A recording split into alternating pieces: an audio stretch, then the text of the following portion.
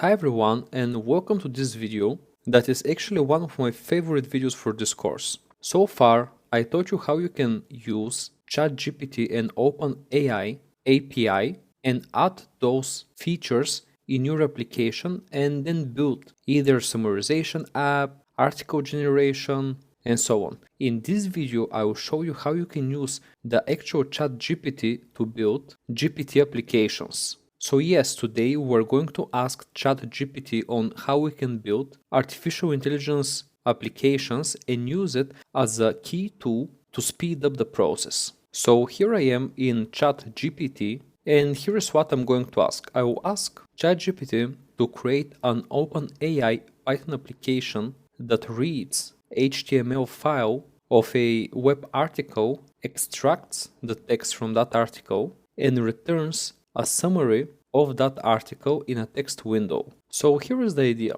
Our application should go to a web page, and normally the pages are represented by an HTML file. So the idea of your Python application is to basically go to this HTML article by providing a URL, and also at the same time to call ChatGPT API and send the information from that article to ChatGPT, and then call the ChatGPT in order to process the article, summarize it, and then as an output, what we are going to get is going to be a summarized article, and we will display this in an AI window. So this is the idea of how our application will look like, and this is what I'm pretty much asking the AI just with simple words. So I've been experimenting with OpenAI GPT as well for a very long time, and I know that ChatGPT has also its limitations, but it is a great tool to be used by developers and people that want to learn programming so they can accelerate the development of their projects. So let's see if I will be able to incorporate all that just by sending this sentence to the AI. So let's do that. So as you can see immediately, the OpenAI started generating the Python code for this model. Okay, so what we have here, let's analyze that. So we're using the beautiful soap and the requests library to connect to the web page, and you can see that here we're getting the HTML, and then we transform the information from the article to text, and then we simply send this text to the AI, and you can see that there are just a few lines of code in which the AI actually completed that task. The only thing that you will need to provide is the URL page and your API key. So let's open PyCharm and see if the ChatGPT was right and if this code is going to work. So I'll create a new project and I'll call it GPT apps, and I will simply copy the code. Then I will create a new Python file. I'll call it page summary, okay, and then I will paste the code here. As you can see, those libraries obviously needs to be imported, and to do that I will ask the AI, what do I need to import? And here you can see that the GPT-3 chat is providing you with all the necessary libraries that you will need to import, and to even give you the code for this. So this is the complete response, and from it we will only need those lines.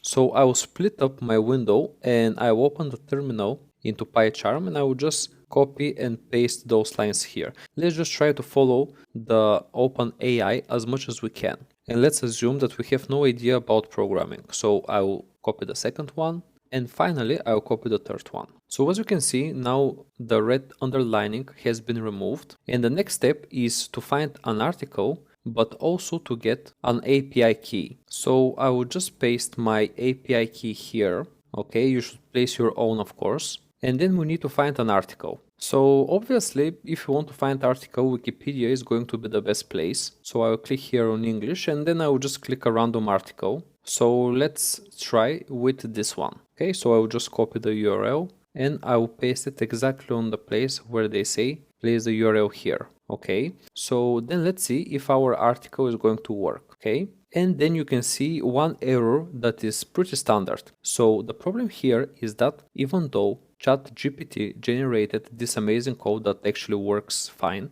it didn't predict that the number of tokens are going to be exceeded. So as you can see, the maximum number of tokens that we can use is 4097, while we requested 6800 tokens. And this is why I'm saying that the ChatGPT is really like a tool, but it's not something that is going to predict absolutely every aspect of your application. So let's go back to the chat and let's ask it to break down the text that we get into smaller pieces and send those pieces to the AI. So in order to improve my code, I will add the following text. Add functionality where the characters are more than 4,000 characters, the code will break them into portions and send separate requests to the OpenAI. This way I can avoid getting errors if the article is more than 4,000 characters. And actually I reduce that to 3,500 characters because the question that we ask also counts as characters. So let's put 3,500 characters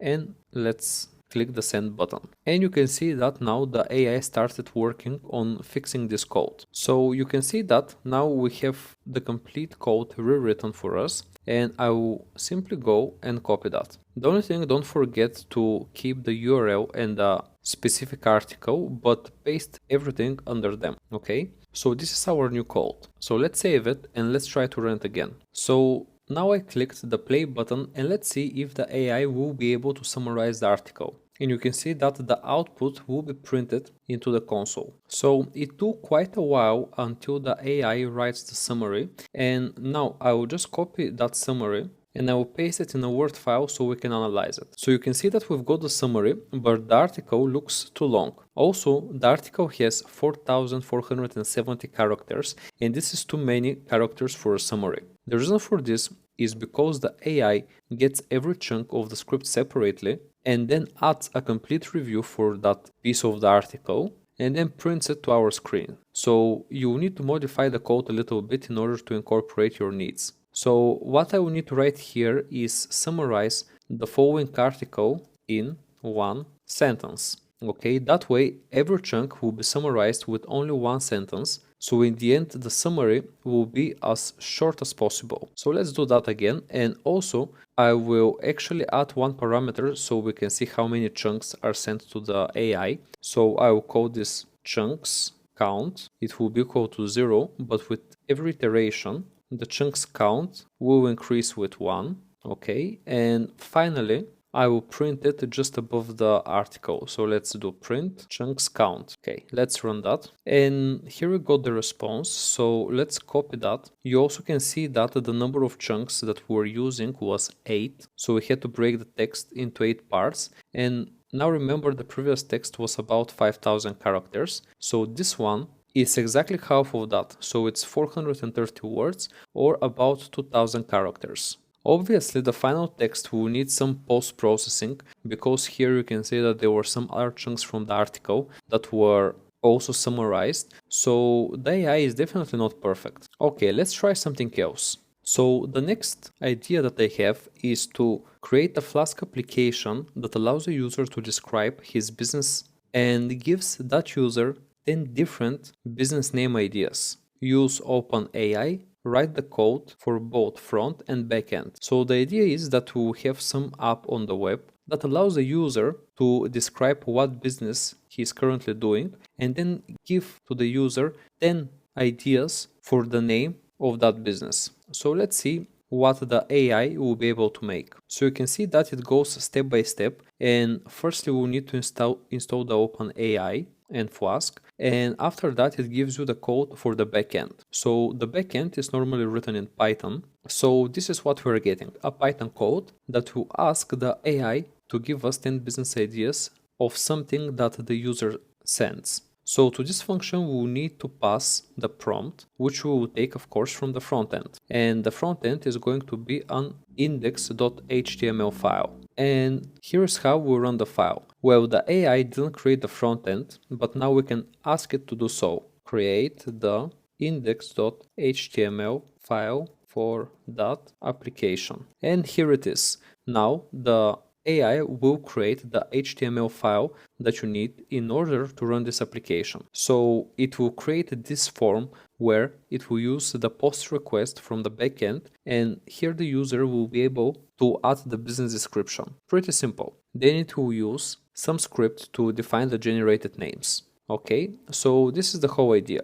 Now I will create both files here. Firstly, I will create a new directory and I will call it templates. And here I will add the index.html file. Okay. And then in the backend, so I'll create one Python file for the backend and I will call it main.py. And what's left here is simply to copy and paste the code. Okay. We'll obviously need to install Flask, OpenAI as well. And also I will copy my OpenAI key from the other application. So you can see that the application actually set a secure way for getting the API key from the environmental variable, which is always the recommended way. But in that case, I will simply paste my actual key here. Okay, let's save that. And after that, I will go back to the prompt and simply copy the HTML file like this. If you want to run everything as environmental variables, you can write this export open AI API key